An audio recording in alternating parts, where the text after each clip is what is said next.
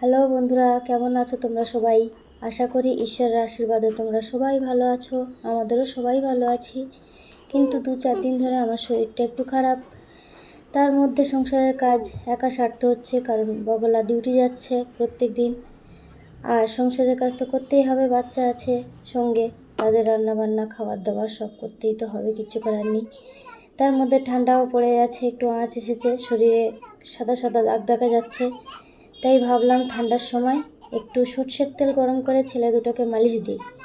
তাই ওরা তো সুন্দরভাবে শুয়ে পড়েছিল, তেল মালিশ খাবে বলে খুব আনন্দ করে আমার ছোট্ট ছেলেটা তেল মালিশ করে দিচ্ছিলাম, ও আনন্দ করছিল আর গান করছিল।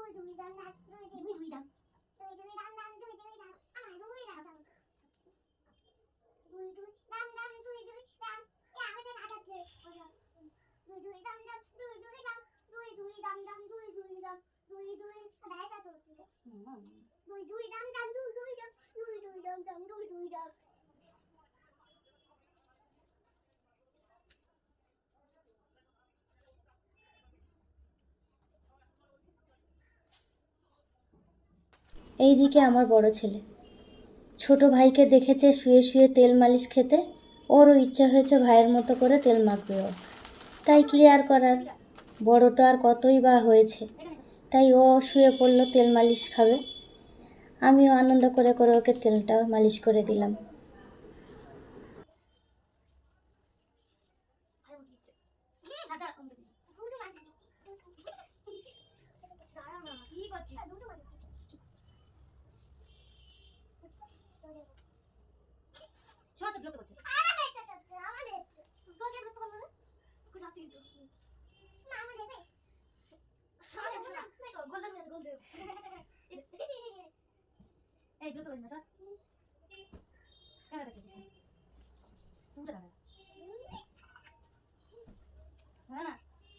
সংসারের কাজ বাদ দিয়ে আমার 2 বাচ্চার পেছনে যে সারাদিন কতটা সময় যায় বিভিন্ন কাজের মধ্যে দিয়ে, সেইটুকু দেখানোর জন্য আজকের ব্লগটা তৈরি করা।